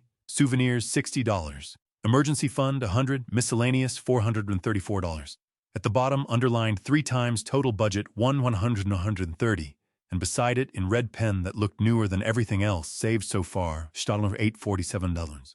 I stared at those numbers. My throat locked up entirely. I looked at Nora, and she was crying, tears running freely down her face. "You promised me when I was 8, she said, her voice fracturing. "You said we'd go to Chincoteague together. Just the 2 of us. We'd walk on the beach at sunrise and eat crabs with our hands, and you'd show me how to find the best shells." I remembered. God help me. I remembered every bit of it. It was 6 summers ago. We'd been out on my porch with lemonade, and Nora had asked me what the ocean felt like. I told her about Chincoteague, about how Patrice and I used to bring Derek there when he was little before life got complicated. I'd promised her we'd go someday soon. Someday never came. Every time I brought it up, Nora went on wiping her face with the back of her hand. Mom would say you were too busy, or Dad would say we were going somewhere better, Disney World, or a cruise, or some resort with a spa. But I didn't want those trips, Grandpa. I wanted Chincoteague. I wanted to go with you. Her voice broke and she had to stop and breathe before she could continue. So I started saving. Every birthday, when Grandma sent a card with $20 every Christmas, when Uncle Ray gave me $50 every week, when Dad paid me allowance for doing chores, I put it all in there. She gestured at the scattered ceramic shards, the coins still rolling across the floor. Every single dollar. She looked down at her hands, twisting them together in her lap. I didn't buy the new phone when my old one stopped working right. I told Mom the screen was fine even though it was cracked all across the front. I didn't get the designer sneakers all my friends had. I wore hand-me-downs from my cousin and told everyone I preferred them. A sob escaped her, and she covered her mouth. "Because I wanted to take you somewhere, Grandpa. Everyone always said you were the one who paid for everything. You gave, and nobody ever gave anything back. And I wanted to give you something. Something that was mine." I sat there holding that piece of notebook paper, staring at her neat, careful numbers. 6 years. She'd been saving for 6 years. Since she was 8 years old. Every single dollar. For a 14-year-old, that was everything. Every birthday, every Christmas, every bit of allowance she'd ever earned, folding laundry or washing dishes or whatever small tasks Derek had given her, not spent on herself. Saved for me. I looked at the coins spread across the floor, quarters and dimes and nickels, the modest currency of childhood. I looked at the crumpled dollar bills. I looked at her budget, written and rewritten as prices went up, as she got a better sense of what things actually cost. My hands began to shake. The numbers crowded my mind. Automatic payments. $19.200 every single month. For 6 years, I'd handed Derek everything: my retirement savings, Patrice's life insurance, the equity in this house.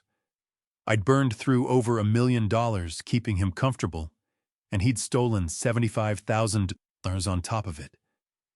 Ambled it away. Bought things he didn't need to impress people who didn't care. He'd let Amber run up thousands on jewelry and designer bags, and when the money finally dried up, He'd called me selfish, called me cruel, accused me of tearing his family apart. Not once had he said thank you, but this child, this generous, selfless child, had spent 6 years surrendering every small pleasure a teenager reaches for. No new phone, no trendy shoes, no afternoons at the mall with friends. She'd put away every dollar, every quarter, every dime. Not for herself, for me. Because she'd watched me pour everything into everyone else, and she'd wanted to give something back. Not out of obligation, not looking for anything in return, but because she loved me. "Nora," I whispered. She looked up at me, her face flushed and wet with tears. "You didn't have to do this." I managed, barely finding the words. "I know," she said quietly, "but I wanted to. You deserved it, Grandpa. You deserve someone to take care of you for once." Something inside me gave way. I set the paper down on the bed and pulled her into my arms. She pressed her face into my shoulder, and I held her close, feeling her small frame shaking against mine. And then I cried. Really cried. For the first time in years, I let it all go. The exhaustion, the betrayal, the humiliation, the grinding weight of giving and giving until there was nothing left to give. I cried for Patrice, who died believing our son would grow into the man she'd raised him to be. I cried for the 35 years I'd spent carrying mail through rain and snow, for the $1 million I'd poured into a hole that couldn't be filled. I cried for every boundary I'd never set. Every time I'd said yes when the answer should have been no. But most of all, I cried because of this child I was holding. This child who'd seen my value when no one else had. Who'd loved me the right way. Who'd given up iPhones and trendy shoes and everything her friends took for granted just to save enough to take her grandfather to the beach. $1.3 million hadn't bought me a single thing worth having. It had purchased dependency and entitlement and theft. It had bought resentment wearing the mask of love. But $1,847 had bought back my soul. I pulled back and looked at Nora holding her tear-streaked face in my hands. "We're going," I said, my voice steady now. "Next weekend, just you and me. Chincoteague. We'll stay in the nicest hotel on that list. We'll eat crabs until we can't look at another one. We'll walk the beach at sunrise and collect shells and ride every ride on the boardwalk twice." She started to object, but Grandpa, I saved. I shook my head.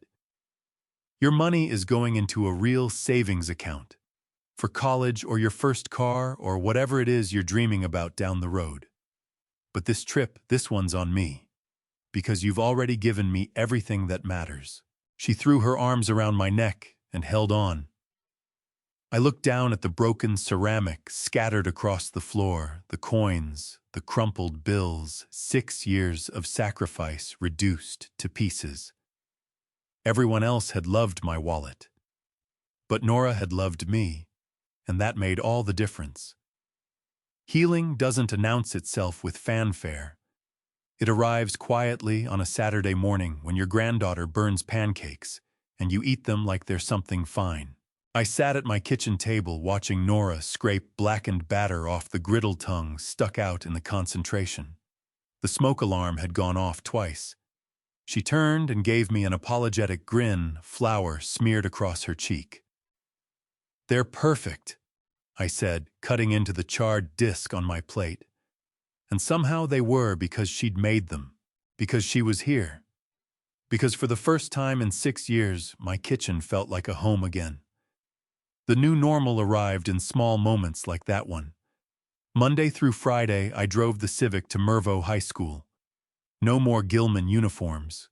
No more luxury SUVs idling in the drop-off lane. Just ordinary kids in hoodies and beat-up sneakers. On the third morning, as Nora buckled her seatbelt, she glanced over at me and said, "It's nice, Grandpa. Just being a regular kid. Nobody cares what shoes you've got on. They just see you." Her voice was so light, as if she'd been carrying something heavy without my knowing, and had finally put it down. I reached over and squeezed her hand. "You were always just you, sweetheart." She smiled, a real one, the kind that made it all the way to her eyes. We settled into a rhythm breakfast together. Homework spread across the kitchen table while I made dinner old movies on Friday nights, with a bowl of popcorn between us. The house was fuller than it had been in years, even with just the two of us rattling around in it. I didn't hear from Derek for 5 weeks. I told myself that was for the best, that he needed to sort out his own life without my checkbook in the picture. But in the quiet hours of the night, I'd find myself wondering where he was, whether he was eating, whether he was sober. Then, one Sunday morning in late November, someone knocked at my door.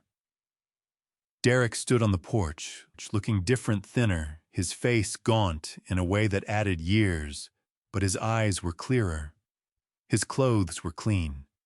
Jeans and a gray hoodie. Nothing with a label. His hands weren't shaking. "Hi, Dad," he said quietly. I stood there with my hand on the doorknob, waiting.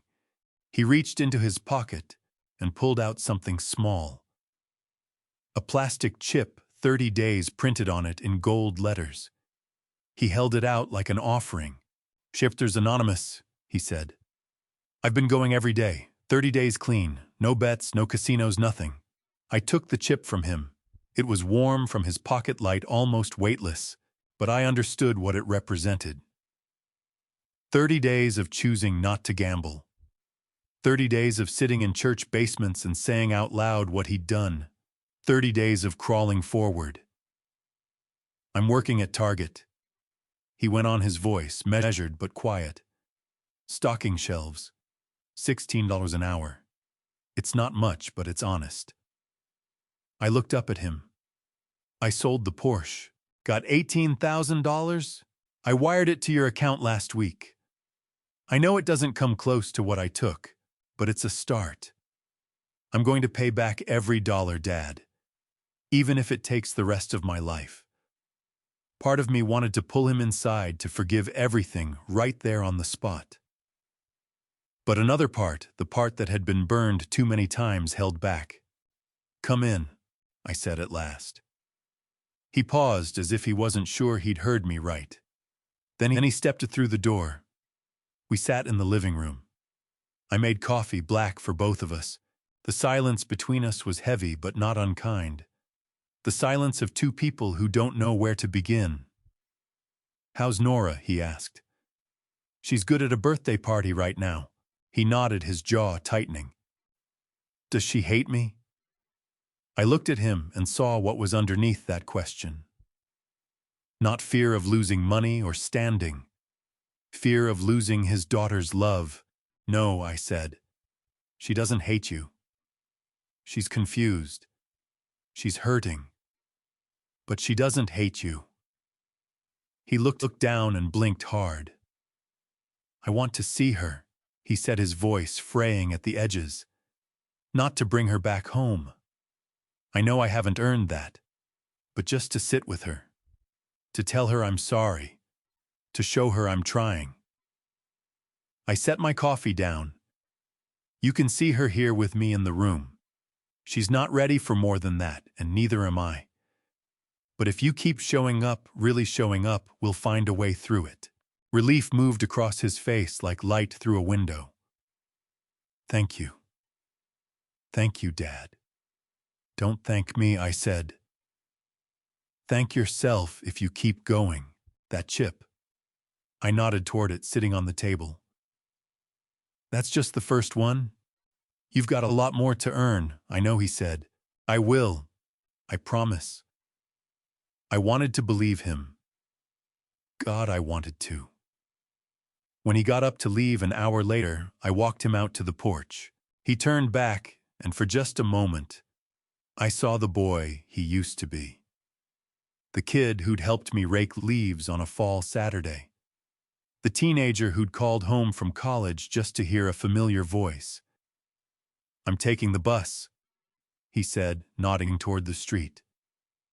3 transfers to get back. gives me time to think. I watched him move down the cracked sidewalk toward the bus stop, shoulders pulled in against the cold hands deep in his pockets. No luxury car, no driver, just my son heading out to catch public transit. Standing there watching him go, something settled in me. I'd rather have a son who stocked shelves at Target with his head held high than a finance director living in a mansion propped up on lies. The bus came. Derek stepped on. I closed the door and went back inside where the coffee was still warm and Nora's burnt pancakes sat on the counter. It wasn't much, but it was a start. December in Baltimore.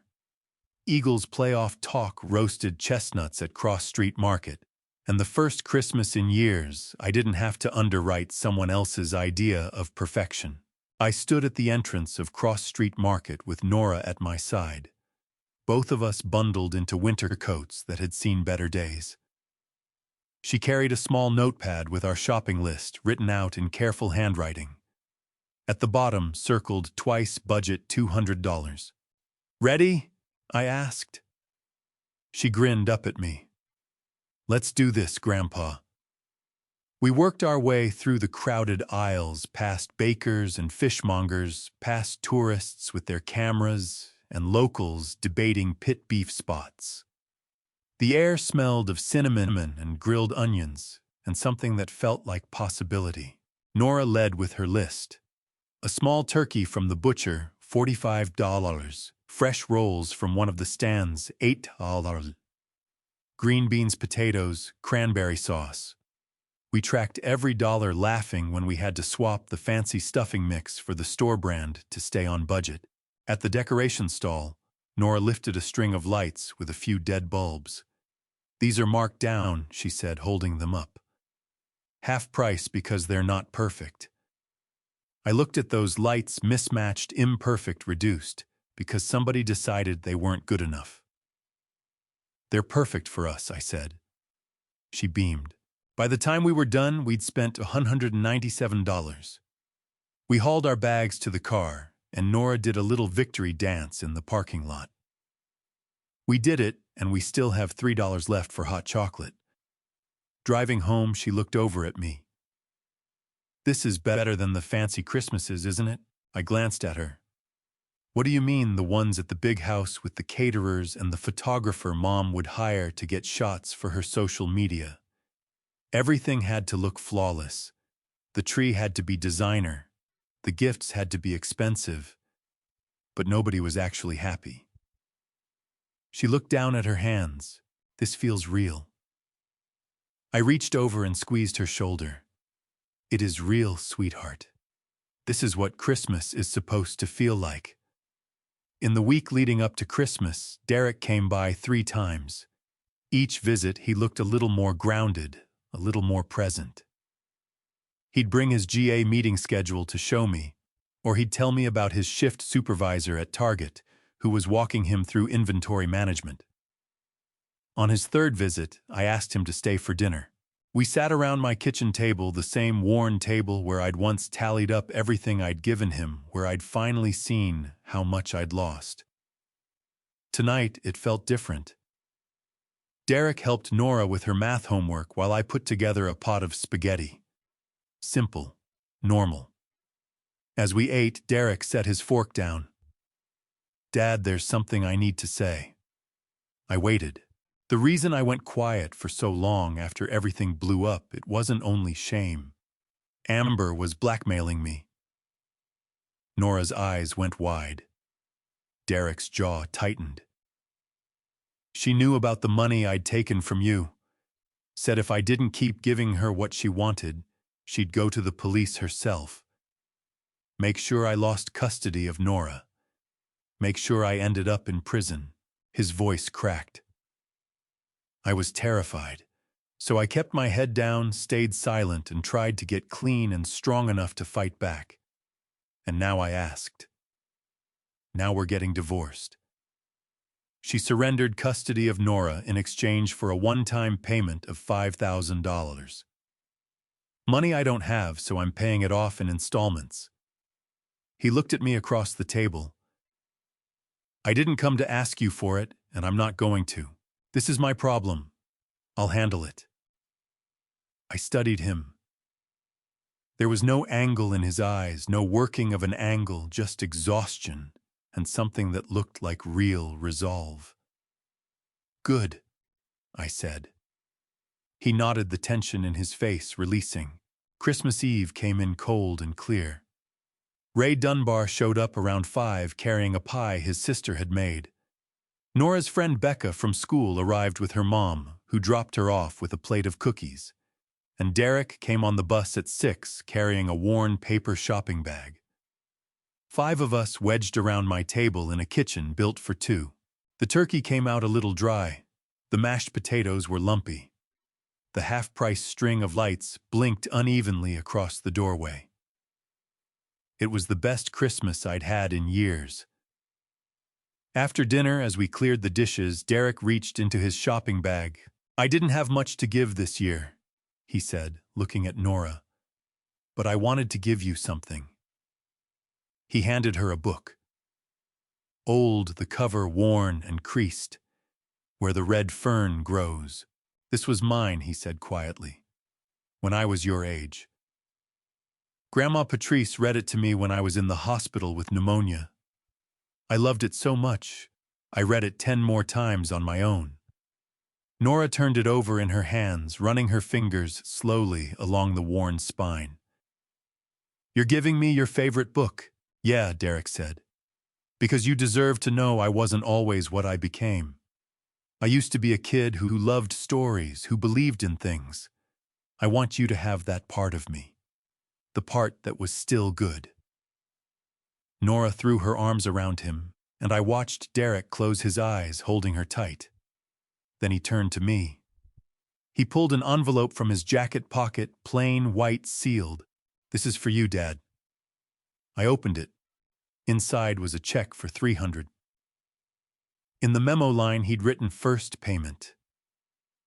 I stared at it. $300 from a man earning $16 an hour, working 40 hours a week, covering rent on a studio apartment and bus passes to get himself to work. It's not much. Derek said, his voice low. I know it doesn't even graze the surface of what I took. But it's honest money. Every dollar from being on my feet and doing the work. No shortcuts, no angles. I looked up at him. His eyes were wet. I'm going to keep paying you back, he said. $300 a month. Every month. For however long it takes. Even if it takes 20 years. Even if I'm old and gray. Because you deserved better than what I gave you. And I'm going to spend the rest of my life trying to make it right. The room went quiet. Ray looked down at his plate. Becca glanced between us, picking up that something significant was happening, even without knowing the whole story. I folded the check and tucked it back inside the envelope. Thank you, I said. Derek let out a long breath, like he'd been holding it for months. Later, after everyone had gone home and Nora was asleep upstairs, I sat by myself in the living room. The half-price lights blinked over the doorway. Leftover turkey sat wrapped in the fridge. Derek's envelope rested on the coffee table in front of me. $300 would never repay $75,000. It wouldn't put a dent in the $1.3 million I'd given away across 6 years. Mathematically, it was nothing. But this wasn't about math. It was about a man who used to steal from me now choosing to pay me back. A man who used to ride past Target on his commute to a corner office now showing up for the early shift. A man who used to demand more now offering what little he had. I picked up that envelope and held it. I'd rather have $300 earned through honest work and some shred of dignity than $19,000 handed over out of shame and obligation. Because this $300 wasn't just money. It was evidence that my son was still in there somewhere. And maybe, just maybe, he was finally starting to find his way back. The boardwalk at Chincoteague smells like salt air funnel cake and promises kept. The Civic rolled into the lot just past midday on a late January Saturday. Nora's off-season rate had been a stroke of genius. Her savings went further than either of us expected. For the last 20 miles, she hadn't been able to sit still, face pressed to the glass, hunting the first flash of water. Then she saw it. "Grandpa, there it is." The Atlantic lay beyond the dunes in a broad sweep of gray winter rollers, coming in one behind the next, heavy and rhythmic. Nothing like the bright, crowded beach of July, but better for it, emptier, more honest somehow. We'd pulled out of Baltimore at 7 that morning. Nora's music had carried us most of the way. Songs I didn't recognize, mixed with a handful of older ones she'd slipped in, because she knew they'd make me smile. She kept asking for stories, so I gave her some. The summers I'd brought Derek out here when he was still small enough to run without thinking. Sand castles that fell apart, hermit crabs that pinched, Patrice packing a cooler, and the four of us staying until we lost the last light. Dad actually liked the beach. Nora's voice held genuine surprise. "Before things went sideways," I told her. "Before a man's value got priced by what he drove and where he banked." That landed somewhere quiet in her, and she turned away to watch the highway. Now she hoisted her pack and sized up the building in front of us. The Island Motor Inn wasn't putting on any airs, 2 floors of salt-beaten blue siding a pool under a tarp, a buzzing neon sign with a dead letter. But Nora's face when she saw it was something else entirely.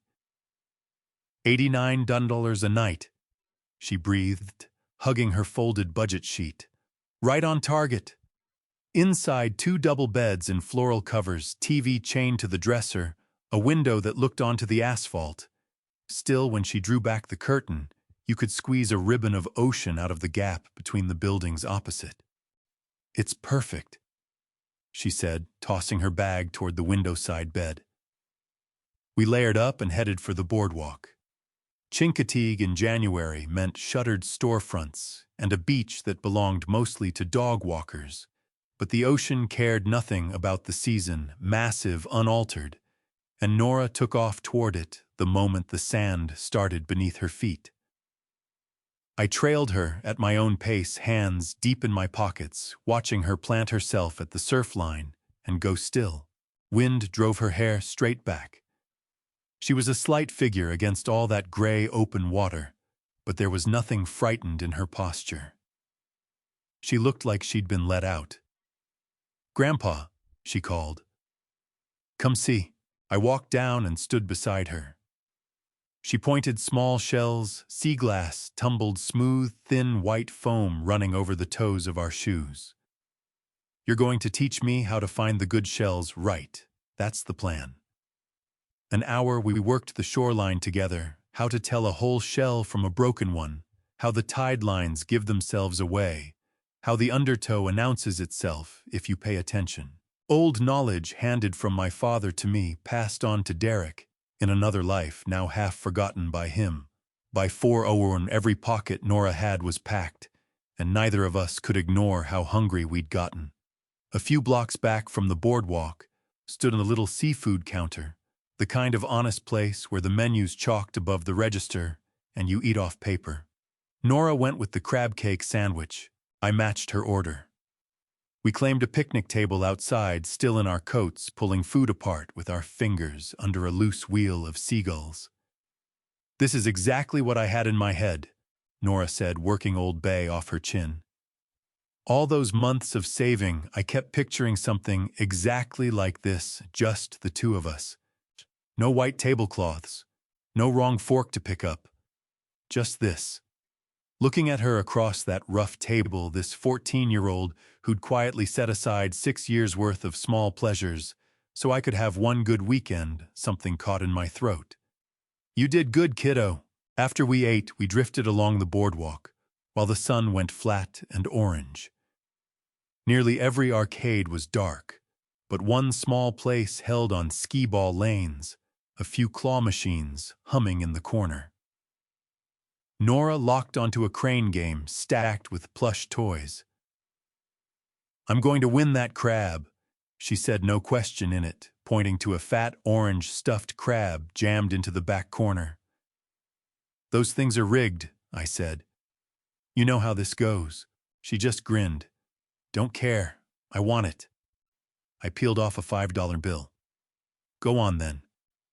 She squared up to the machine jaw, set eyes tracking the claw with total focus. First try. Second.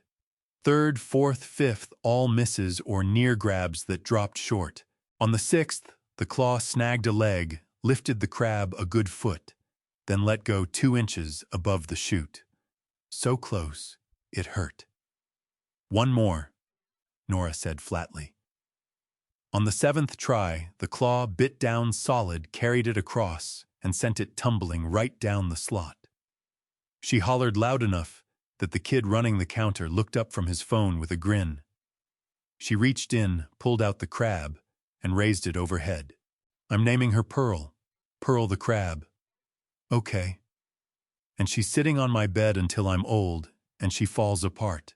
Streetlights were coming on by the time we got back to the motel. The cold had gotten serious, the ocean wind finding every gap in a jacket, but it didn't touch Nora. She walked right through it, Pearl under one arm, going on about shells and tides, and whether we could manage to do this again next year. She showered, got into her pajamas, settled into bed with Pearl tucked close. I took the chair by the window and watched the weariness finally take her. Thank you, Grandpa, she said, barely above a murmur, her eyes already closing, for keeping your promise. No, I said softly.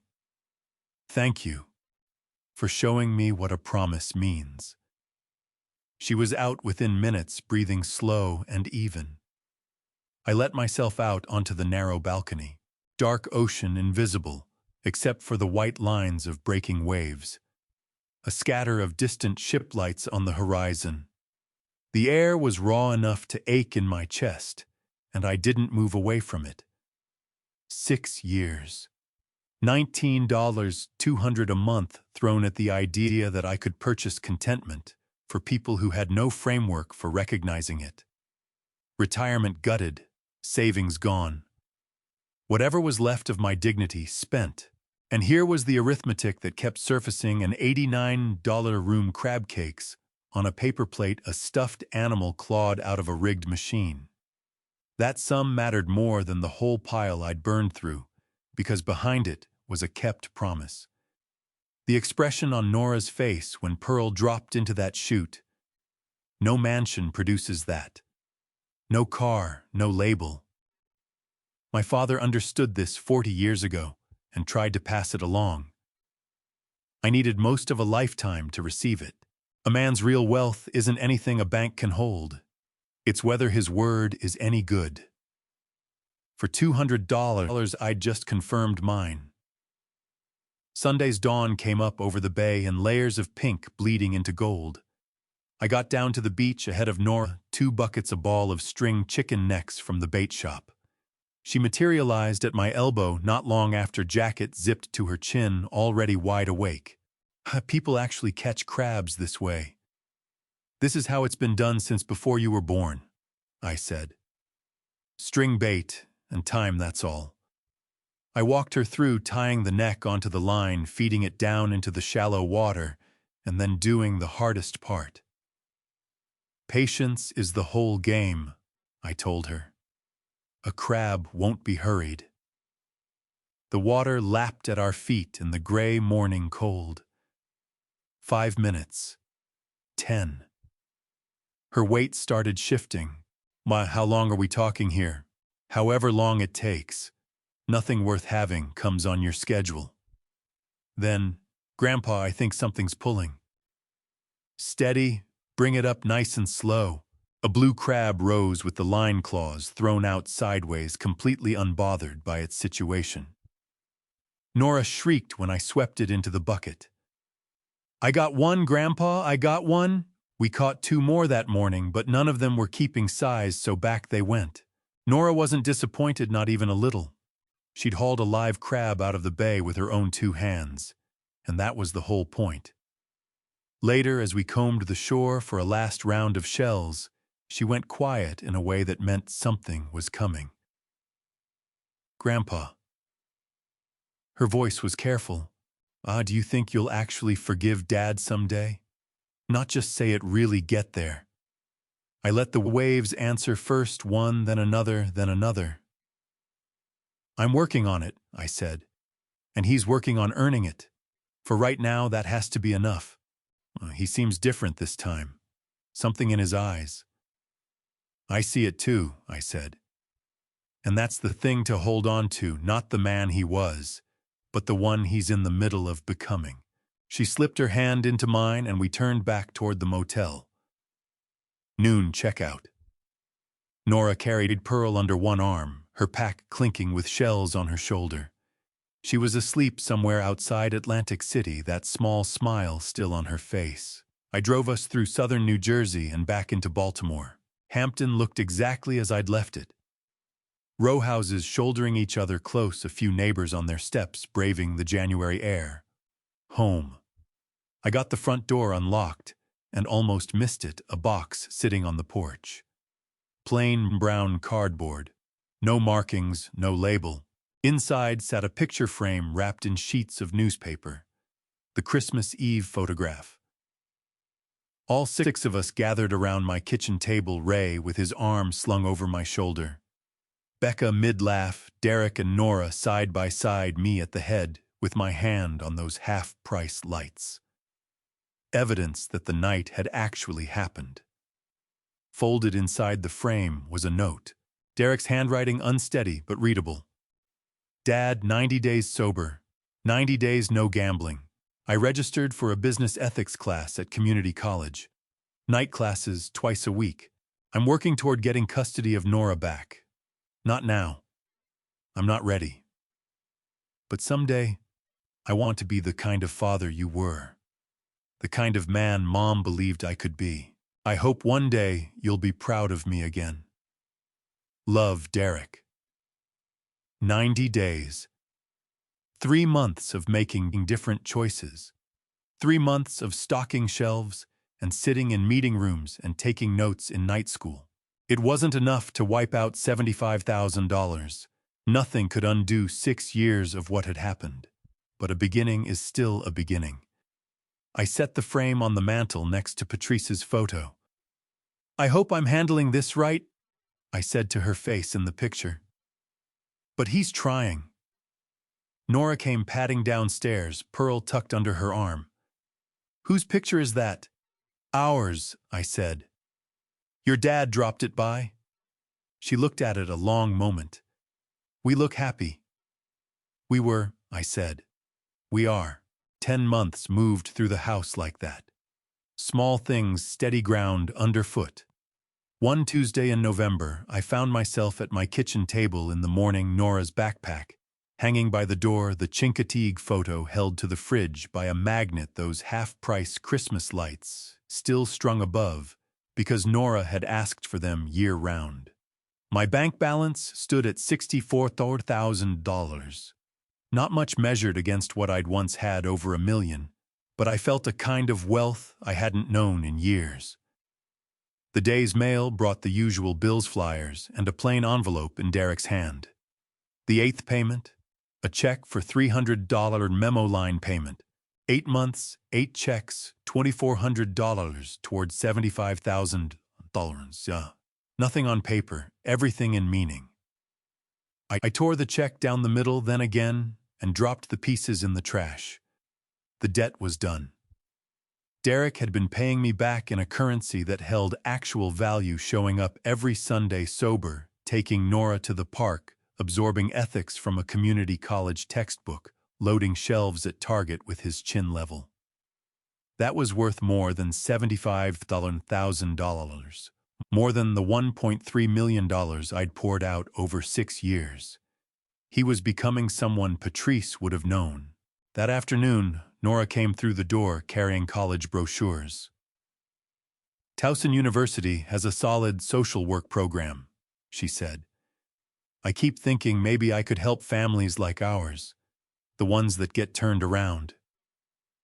Something tightened in my chest. That's a beautiful dream. And I could live here and commute. Skip the dorms. You don't have to do that. I know, she said. But I want to be somewhere there's real love. I reached over and took her hand. Then you stay as long as you want. That evening, Derek called. Dad, I got promoted. Shift supervisor. They told me I'm reliable. They said they trust me. His voice cracked on that last part. I'm proud of you, I said. I'm trying, Dad. Every single day. I know you are son. After we hung up, I sat there alone looking at the two frames on the mantel. Patrice in one. All of us at Christmas in the other. I ran the old numbers in my head, $19, $200 a month, $1,382, $400. Across 6 years, 172 payments made to people who never once said thank you. Then I ran different numbers, $64,000 in the bank. A house that had laughter in it. A granddaughter who picked love over comfort. A son finding his footing. Burnt pancakes. Chincoteague. Promises kept. By any measure worth a damn, I was the wealthiest man in Baltimore. A man's measure isn't his account balance. Not his car, not the size of his house, not the number on his paycheck. It's his word, his presence. Whether he still shows up when everything in him wants to walk away. I failed that test for years. I believed that providing meant writing checks. I thought love had to look like luxury. But love looks like burnt pancakes. Like an $89 motel room. Like a stuffed crab named Pearl. Like a son riding the city bus to an honest job, becoming day by day the man he always should have been.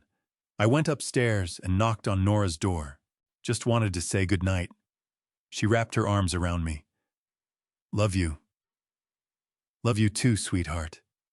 I turned off the light and went to bed. If you made it to the end of this one, thank you. I mean that. This wasn't an easy story to sit with, and I know it. Looking back, I spent 6 years confusing love with money. I told myself I was being a good father, a good grandfather. What I was really doing was buying silence and calling it peace. It cost me $138 million and nearly cost me my health. I believe God lets certain things fall apart so we can finally see what was holding us together all along and what wasn't.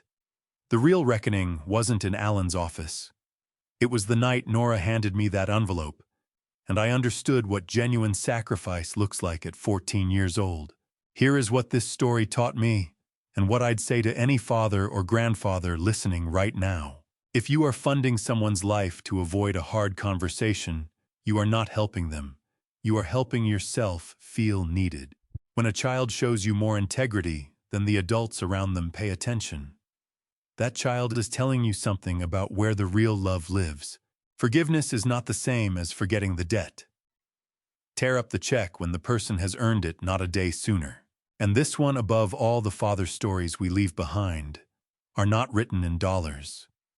They are written in whether we showed up, told the truth, and kept our word. This is one of those family justice stories that doesn't come with a clean ending, but it comes with an honest one. Derek is still becoming who he should be. Nora is heading toward who she already is, and I'm still learning.